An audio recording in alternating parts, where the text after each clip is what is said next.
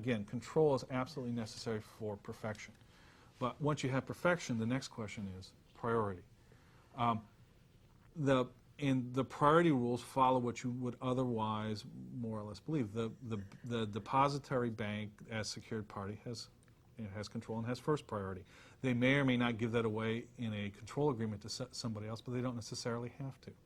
If in fact a third party, if we take the third way, where the secured party is actually the owner of the account, that's kind of the best way, but also kind of the most inflexible. And notice also that these control methods really don't have a public notice component, other than the fact that there's a bank involved in the transaction.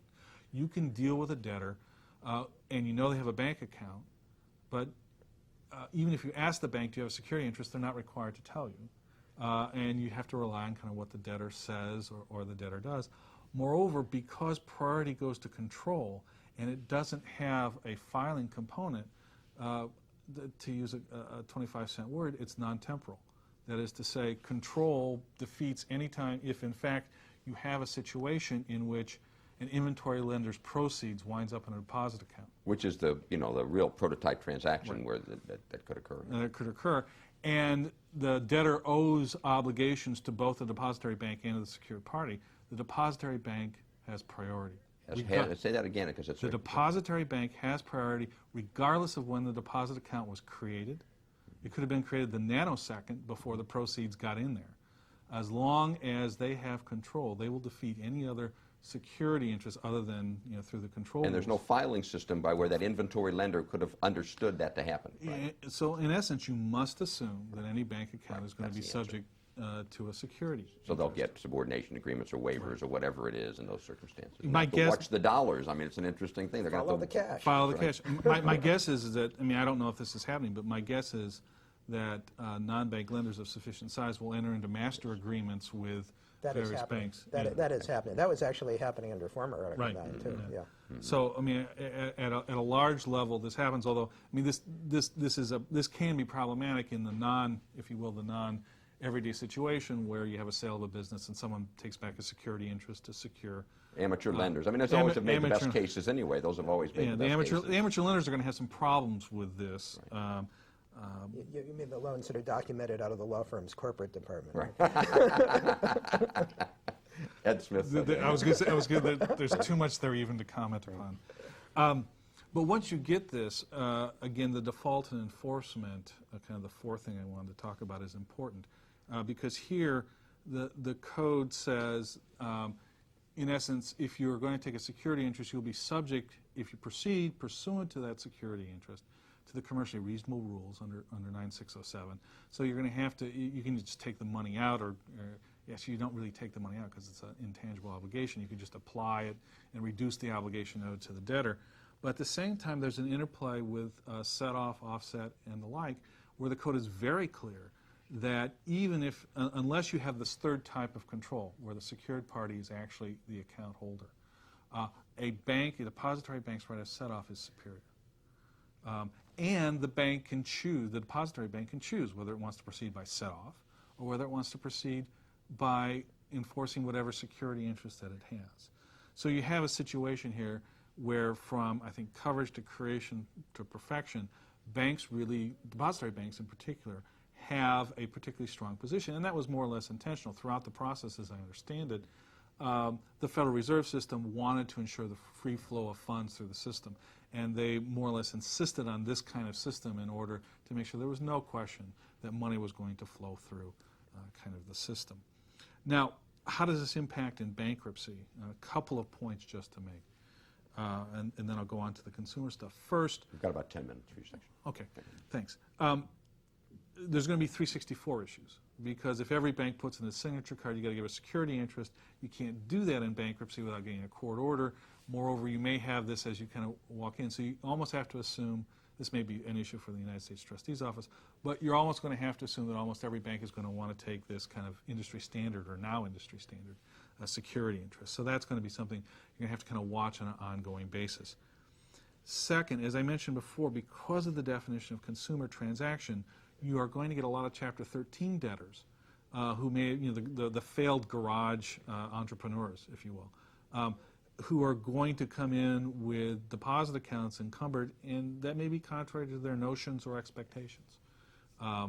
And how that kind of works through, or how people wake up to that, will be kind of an expanding notion. I mean, it'll be interesting to see how the rules of contract law, in terms of what you thought you were giving, kind of meet the rules of Article 9. Also in Chapter 13, as we all know, that the cram down of a residential mortgage, for lack of a better term, is circumscribed, can't be done in many cases if it's secured only by, if the mortgage is only secured by the primary residence. Now, if someone takes a blunderbuss or a shotgun approach and takes a deposit account, have they now, for purposes of the Chapter 13 cram down statute, taken some other item of collateral, which means they put their home mortgage? You mean they should have a Chapter 13 form and a non-Chapter 13 right, form? yeah, if you're going to file Chapter 13, check here. So there may be some problem, and the Chapter 13 cases are such that even if someone unintentionally takes it, they can't release it later on. In order to get the benefit. In order to get the benefit of being able to be crammed down. Right. So those issues are going to come up. But the one that's going to be the most interesting in some cases is, and law professors love circular priority, is going to be the situation where, say you have a depository bank, an inventory lender, both are owed money, and the depository bank, let's just say, is undersecured. And say the inventory lender is oversecured. Inventory lender sells goods, the debtor sells goods, deposits the proceeds in the bank. Then he files bankruptcy. What happens? Well, the proceeds rules are still there, so if we just looked at the inventory lender and the debtor, the inventory lender would clearly be able to trace the proceeds and would say, I've got a perfected security interest. The depository bank will say, I may be undersecured, but I've got priority over the inventory lender. And you now have this kind of weird circular priority, because then the debtor will say, yeah, but you were undersecured. If you got a transfer within 90 days before bankruptcy, that's preferential. So you think that the deposit into the deposit account would be a transfer? I think there is an argument both ways as to whether or not that's a transfer. Most of the law was developed in an area where the only thing you had to really worry about was set-off and not liens. Right. I think the definition of transfer in the bankruptcy code is broad enough to bring that in. I agree. For avoidance purposes. The question is whether the deposit account is the collateral, or whether it's the separate deposits going into the account that's the I've analogized, I mean, because a lot of times, for example, on receivables, if the receivables value increases, no one ever says that's a preference. You have got more payments. You have a bunch of things about planting the seed and the crop growing during that period. Right. I mean, the analogy I use is a bank account like a lump of gold that increases in value before you file, or is like a bunch of lumps, and they just gave you a couple nuggets ahead of time. I don't know. My bank account, when I don't put anything in, doesn't increase in value. You know, Bruce, you started telling us a little bit about a few consumer things in the few minutes remaining. By the way, David, there's one point that we should really mention here, though, which is, I think, relevant in bankruptcy to deposit accounts, and that is there is a provision that unless the secured party essentially blocks money coming out of the account, that when the debtor writes a check against the account, the person who gets the check and gets the money takes free and clear. And I think that's going to be useful to bankruptcy attorneys, debtor bankruptcy attorneys who get their retainer checks. Yeah, the free transferability of money, because there's a lot of law out there about tracking retainers and when it's what the effects are. It's going to be very hard for the secured party to say that retainer check is my collateral. Right. Under prior law, all you had was some comments in 9306 that said if it was an ordinary course of business, of course it took free. Who knows what that meant? It's probably a reference to fraudulent transfer law. But now the rule that author didn't mention that in his article. Right. But now the rule in 332B, 9332B, is that if in fact you're not in collusion and the money funds come out or transfers come out free, and in fact I think it will help in that situation. It may help in some other situations, but thanks for bringing that point. Sorry about the consumer stuff. Let's go on. Well, the consumers is an interesting story. Now, as before, in old Article 9, there were various consumer provisions, especially in the remedies provisions, and some of those carry forward. There are special forms of notice you'll see in the 9600 series that consumers ought to get, some safe harbor forms that relate to consumer goods. Those are default provisions? Right, default provisions, the consumer goods provisions. Because we haven't been able to talk today about much default areas, so but in the consumer area allows us to just touch on that and see where the consumer rules are a bit different. Right. One of the things that's in the in revised Article 9 for commercial transactions is that there's a presumptive time of notice, a period of notice, that does not apply to consumers. There's no consumer right of the waiver of redemption, although there is for other commercial matters. Also, a new thing under the code is for commercial matters, under certain circumstances, you can have partial strict foreclosure. That is to say, the secured party and the debtor can agree that the secured party will take back some of the collateral and will assign a value to it. And that much debt will be extinguished on taking it back. That is not available. Specific for procedural rules for how they do that. About how an offer and all that sort of stuff. That does not apply to consumers. That's only going to be to, again, that's non-commercial, non-consumer transaction aspects. Now, there may have been more. There was going to be more, or more consumer rules. And during the drafting process, and the people who were present can speak to it more so than I, who was not present, there came, and this has been a problem, I think, in a lot of the UCC and uniform laws, it came to be look like there was almost two codes, one for consumers and one for non-consumers. And as these rules kind of piled up, it turned out that at one point the consumer representatives, for one reason or another, thought that old Article 9 was better for them than revised Article 9. And so in the process, in a couple places, there's a retreat. There's an explicit notion that consumer rules aren't even supposed to be handled or even supposed to be touched on. Now, two examples I want to talk of, and we'll put some slides up. First is in the definition of what a purchase money security interest. Important in bankruptcy for 522F purposes. Also important, there are extensive rules in 9103 for when a purchase money interest can be transformed, when it has dual status. Now, if you can take a look on the screen, 9103H says as follows, and this is after all these rules have been delineated, 9103A through G. It says the limitation of the rules in subsections E, F, and G to transactions other than consumer goods transactions is intended to leave to the court the determination of the proper rules in consumer goods transactions.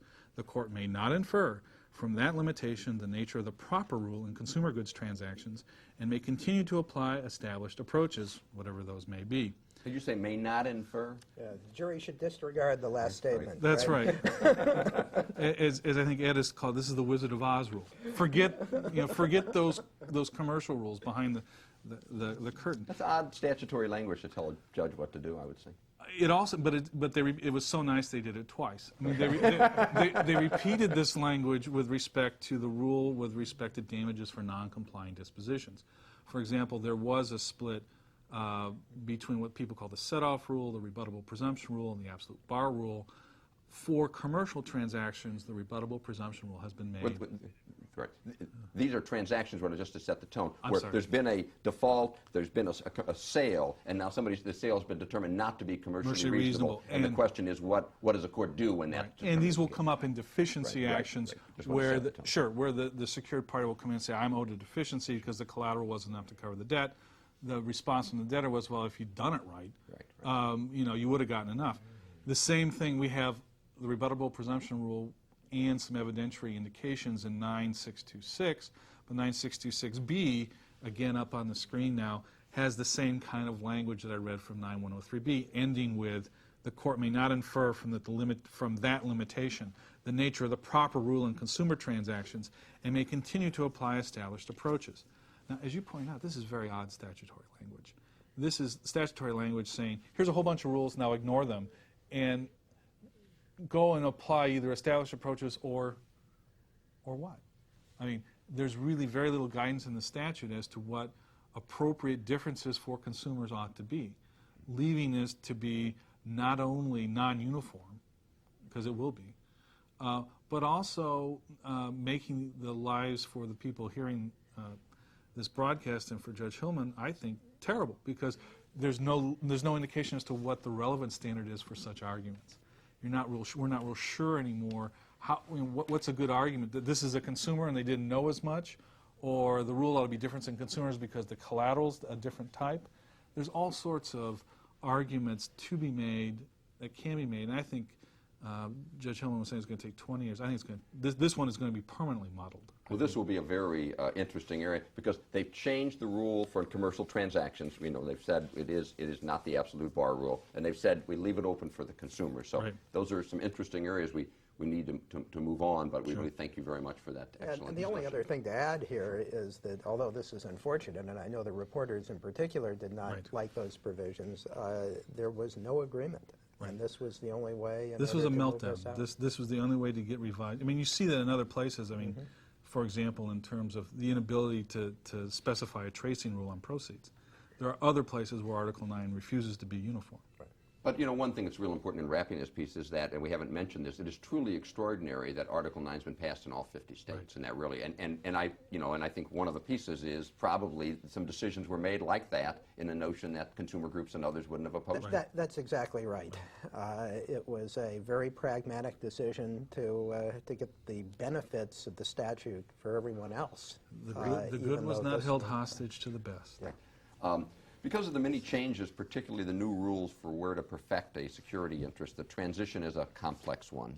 Ed Smith, you served on the drafting committee with Judge Hillman, so you're in an excellent position to wrap up this program and to tell us about navigating the transitional waters. Well, yeah. I mean, how do you get from to revised Article 9 from former Article 9? And Judge, you remember we got to the transition rules last. That's right. After 12 years of working. Of whatever it was. You know, my position is when you're drafting a statute, the stuff you get to last, you're tired, you don't do it as well, and now we have the transition rules, which Ed can explain. Well, I think... As well as they can explain. It's not Ed's fault. Let's just be thankful that we have 50 states that passed, even though we've got a few minutes. We have 50 states that passed, and we should mention that in 4 states, the effective date, the uniform effective date of July 1, 2001 was deferred to a later date. And so in Connecticut, it's October 1, and in Alabama, Florida, and Mississippi, it's January 1, 2002. And let's put aside for a second the fact that we have these 4 states with deferred effective dates, because certainly on January 1, 2002, everybody will be online. What you're going to find is that there is a Part 7 to revised Article 9 that deals with the transition rules. And when you look at these rules, they are very skeletal. As you can imagine, with all the changes we've talked about, if we were going to be very detailed about the transition rules might equal the rest of the statute. So you find these skeletal rules, but you also have official comments. And the official comments are very helpful and instructive in understanding what these skeletal rules are. Now, I've been accused of saying that you should really read the official comments, and only if you find an ambiguity should you go to the statute. But they could also move to your article, because there's 2 articles that Ed and Harry Sigmund did that are truly extraordinary. Maybe they should be the statute. I don't know. Well, what we did was we tried to make it a little easier, a little user-friendly for the practitioner. And you did a great job of that. Well, it was something that had to be done. Thank you. So, July 1, 2001 has come, and revised Article 9 in most states has become effective. And one of the things that we all find is that revised Article 9 becomes immediately effective and even applies to existing transactions, unless we find some sort of exception in Part 7 that says otherwise. So let me get this straight. If, in fact, I've got a foreclosure I'm holding tomorrow on a security interest that was created a year ago, tomorrow being in July of 2001, it's governed by new Article 9? That's right. That's right. In other words, you could do today the type of partial strict foreclosure that you were talking about if you comply with those rules under revised Article 9, even though that security interest was granted 2 or 3 years ago. The only real quirk here is when you have collateral that was outside of the scope of old Article 9 that is brought into revised Article 9, then you have a choice. If you're dealing with a commercial tort claim, for example, you can either foreclose following the revised Article 9 rules, or you can follow the clear, concise, readily discoverable rules of other law that told you how before revised Article 9 you can foreclose in a commercial tort claim. It will not affect, of course, litigation that's pending on July 1, 2001. So let's say there was a lawsuit that was pending as to whether 12 days notice was reasonable notice of a foreclosure sale.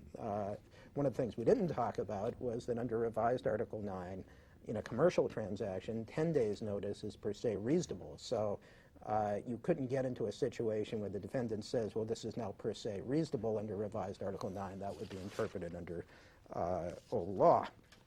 Now, what do we do with those old security agreements that were out there on those old deals? Because we've heard from Judge Hillman about these changes in collateral descriptions. So let's suppose the secured party took a security interest in a general intangible that flips to becoming an account under revised Article 9. Does that mean on July 1, 2001, that security interest now deattaches because the security agreement doesn't reasonably describe the collateral? Of course not. I mean, you have an official comment here that tells you that's just a matter of contract interpretation. A security agreement is an agreement. Article 1 defines the agreement as the bargain in fact of the parties. The bargain in fact of the parties was, of course, the fact that the secured party got a security interest in whatever was general intangibles at the time that the security agreement was entered into. I'm more concerned about those security agreements that define Article 9 or define the UCC as Article 9 or the UCC as in effect from time to time, because then there's the argument that the parties were allocating the risk of a change of law which affected the definition. As a matter of their individual contract. That's exactly right. And so we look at this as a matter of contract interpretation, and I know a lot of institutional lenders have gone back and they've really looked at their security agreements, and a lot of them are offering amendments to their customers, either in connection with other amendments or otherwise, to nail that problem. Now, if we were dealing with a security interest that was perfected by a means other than filing under former Article 9. And July 1, 2001 which has occurred, and now we need to worry about whether that method is a permitted method for perfection under revised Article 9. It may not be. We may find a situation where, let's say, we talked about notice to a bailee, that there was notice given to a bailee that's no longer a permitted method of perfection under revised Article 9. Does that mean that the security interest is now not perfected? Well, no. You have a grace period of a year to go out and either get acknowledgement from that bailee in an authenticated record during that 1 year period, or to perfect by some other method that is permitted under revised Article 9. So if that bailee was holding an instrument, let's say, and under revised Article 9 now you can perfect by filing as to instruments, the secured party can perfect by filing. And Part 7 gives the secured party automatic authorization to make that filing where it's continuing the perfection of a pre-effective date financing scheme. And that's a 1 year grace, sort of grace, I'll call it grace period or whatever. To perfect by, to get it right perfect, under revised that's Article. right, to perfect under revised Article 9 where you have not perfected under former Article 9, or we have perfected under former Article 9, but you did it in a way that wasn't effective under revised Article 9. It was good in the old days and it's not good. That's right. And once again, we're talking about perfection by means other than filing, because when we move to filing, which is where most of the perfection action is, as we all know, we have a few more complicated rules. The first thing to bear in mind is that all those old financing statements that were filed before July 1, 2001, and that were effective to perfect under former Article 9 will still work for a while. In other words, let's take a very simple example. Let's suppose we had a debtor that had its chief executive office in New Jersey. The secured party back in 1999 had perfected a security interest in accounts by filing at the Secretary of State's office in New Jersey. But this debtor is a New York corporation. So on July 1, 2001, under revised Article 9, the place to perfect by filing is in the Secretary of State's office in New York, not New Jersey. We only have a New Jersey filing. Does that mean the secured party is unperfected on July 1? No. That New Jersey financing statement is still going to have life under revised Article 9 until the earlier to occur of its normal lapse, or June 30, 2006. And June 30, 2006 is just a date by which we wanted to clear the decks to make sure that everybody had pretty much moved into the new filing system and the new choice of law rules. So that does mean, of course, that if someone is lending to this New York corporation in, let's say, 2003, and searches in New York and the search comes up clean, that person should just not rely on the New York search, because these old financing statements will still have some life for a while. That searcher is going to have to ask, at least for a while, where would I perfect under revised Article 9? Search there, New York. Where would I have perfected under former Article 9? New Jersey. Search there. So what do you do when you got to renew this financing statement? Now it's coming up for lapse. And let's suppose instead of this debtor being a New York corporation, it was a New Jersey corporation. So, mirabile dictu, you filed in the right place under former Article 9. So under former Article 9, they're okay. And under revised Article 9, you would file in the same office. So there's really no change in the place to file to perfect between former Article 9 and revised Article 9 in that scenario. You file a normal continuation within the normal 6-month window before lapse. Very simple. Now, what happens, though, if this is not the New Jersey corporation, it's the New York corporation? Now the New Jersey financing statement is coming up for lapse. The place to file is not New Jersey under revised Article 9, it's New York. How do you continue a New Jersey financing statement in New York? And the answer is we have something fairly new and unique under revised Article 9. You file a new financing statement in New York. It's an initial financing statement, but it refers back to the New Jersey financing statement. It refers back to the date on which the New Jersey financing statement was filed, to the filing office, to the file number. It has a statement on it that filing continues in effect. And the whole idea here is to make sure then that someone searching in New York would find that financing statement and realize that priority is claimed back by the secured party to the date on which it filed the New Jersey financing statement. And the buzzword for this is an in lieu initial financing statement. Because LIEU. LIEU, Right. In lieu. Because it is in lieu of the continuation statement that would have been filed in New Jersey if we had been dealing with a New Jersey corporation instead of a New York corporation. Now, remember, we also have, as Linda mentioned, these requirements for filings that are made on or after July 1, that you need to have the debtor's name, the secured party's name, the indication of the collateral. You need to have some other information to avoid the risk of filing office rejection. So when you do these continuations, whether you're doing the true continuation statement when we have the New Jersey corporation, or you're doing the in lieu initial financing statement when you have the New York corporation, that's when you got to play by the revised Article 9 rules. That's where you got to make sure that you really have all this information. That's where you got to make sure that you use the revised Article 9 collateral terms. So if your old financing statement had referred to general intangibles, which were now accounts, you got to be referring to the accounts when you do the renewal and play by the revised Article 9 rules.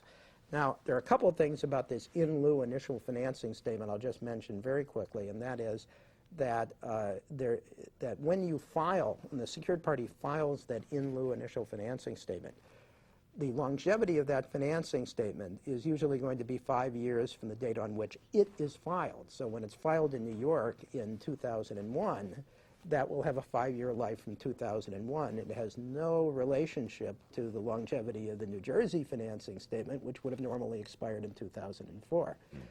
Second thing is there's no 6-month window to be concerned about in New York. This is a brand new filing. The New York filing office has no 6-month window to police because there's no other filing in New York. So you can file it outside of that 6-month window. You can file it really at any time. And a lot of lenders have been, institutional lenders, have been filing these as a matter of course, well before their pre-effective date financing statements would normally lapse. And in that regard, then they'll have sort of a certain record under how their perfection under revised Article 9 in the right place. They'd have that date down. That's right. And then when it comes down to doing amendments and things of that sort, it's very easy to do. There's another advantage, too, to this in lieu initial financing statement, and that is you are not confined to just continuing one pre-effective date financing statement at a time. I mean, you can have, the lender could have deals out there where financing statements have been filed in 40 states, let's say.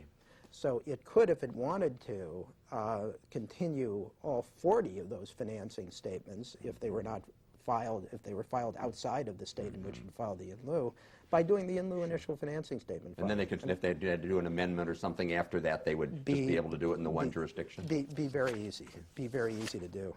Now, we are finding right now that these financing statements, these pre-effective date financing statements, need to be amended. So how do you amend these financing statements? Well, if a financing statement was filed under old Article 9 in the office in which you'd filed to perfect under revised Article 9, it's very easy. You just file an amendment in that office, whether the debtor changes its name, or you're adding collateral, or releasing collateral, or terminating, or whatever. But go back to my example now of the New York corporation and the debtor with the chief executive office in New Jersey, and let's suppose that the debtor changes its name. And so now it's necessary to do a new filing that Linda talked about to pick up after acquired collateral after 4 months from the date of the change of name. How do you then make that amendment? That's when you really got to do the in lieu initial financing statement. You've got to do that in New York and make that change in the New York filing. You can't really go back to the New Jersey filing. And that was a policy choice. The policy choice really was we wanted to get these old filings moved into the right Article 9 file, the right revised Article 9 filing office at the earliest possible point, but we didn't want to do it in such a way as to disrupt people right away. We didn't want to make it a matter of systemic risk.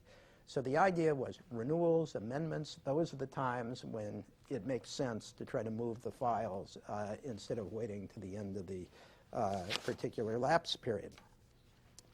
So then we have priority issues, which is, well, what happens if you took a security interest before the effective date of revised Article 9 and you were in a first position, and because the statute was enacted, you're now in a junior position. Well, how could that happen? I mean, it could happen in some crazy ways, but one, just to give one weird example, would be okay, you have a secured party who took a security interest in a debtor's interest under a letter of credit, as beneficiary under a letter of credit. And the old way to do that under former Article 9 was for the secured party, if the letter of credit was written, to take possession of that letter of credit. Well, possession of a written letter of credit is no longer a permitted method of perfection under revised Article 9.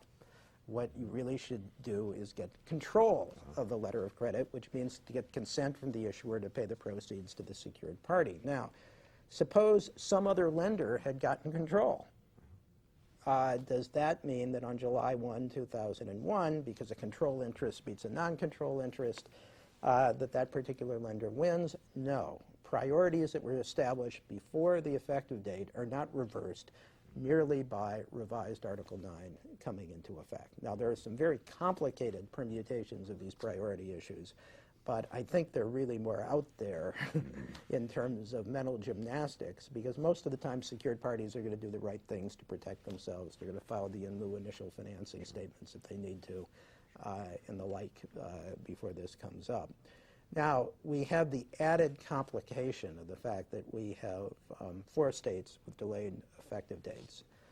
And a lot of people say to themselves today, and this does have some bankruptcy implications, that, well, if my transaction has nothing to do with any of those 4 states, when I close a transaction today, why should I worry about former Article 9? Well, the problem is this. Let's just take a very simple example for a second. The debtor is a Delaware corporation, and it has goods that are located in Connecticut.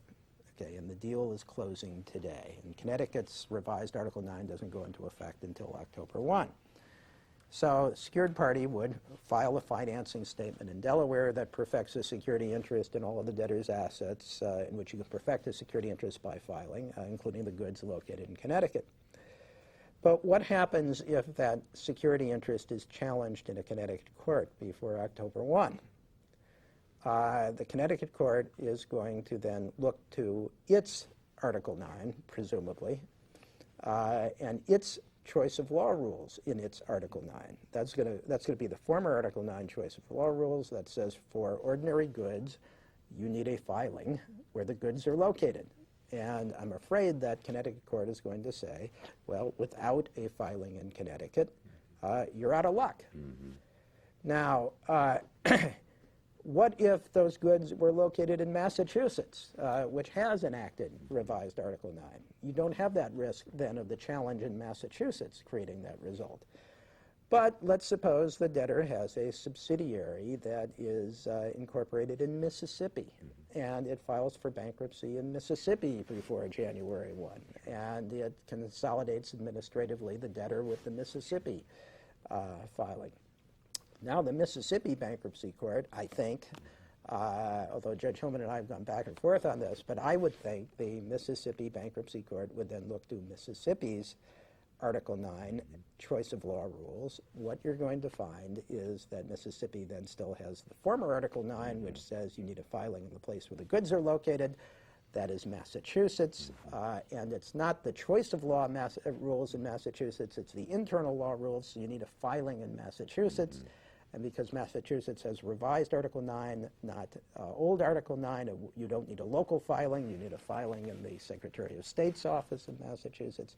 Without that filing, you're out of luck. So I think that for the stub period until January 1, 2002, the most prudent thing for secured parties is going to have to be to perfect in the way that you would have under former Article 9, in addition to perfecting under revised Article 9. Because you might come in contact with one of those 4 states that still has a tail period. If the security interest is challenged in one of those 4 states, you're going to have that issue.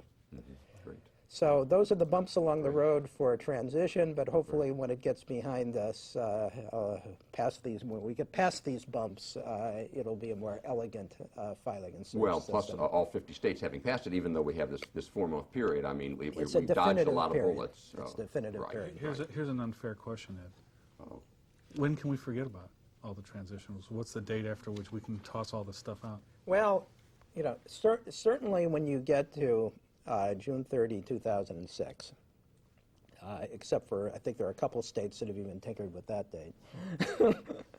A couple states, I think, have postponed that date for another 6 months. But once you get past those outside lapse dates, I think it's going to be pretty easy at that point to forget about former Article 9. That's something we can all aspire to in our professional lives. Now, a lot of people then say, gee, I'm not going to need to worry about these local searches then. But you're still going to have to do the local searches because, as Linda pointed out, priority for goods, ordinary goods, is still determined by the law where the goods are located. So if you're looking for tax liens or environmental liens or judgment liens that get filed in the UCC records, those liens are not going to be filed in the office where the debtor is located for purposes of revised Article 9. It's going to be filed in the office where the goods are located. So you're still going to have to do those local searches. But I think generally, for your point, Bruce, I think it's this outside lapse date. We're getting ready to close up. If I get any final comments, otherwise, well, great. Thank you, Ed. That's our program for today. We hope you found it interesting and useful. I want to again thank our faculty for coming in to help us explore and explain these changes. And I want to again urge all of you to please fill out the evaluation form on our website and fax it back to us. For the Federal Judicial Television Network, I am David Lander. Thank you for watching.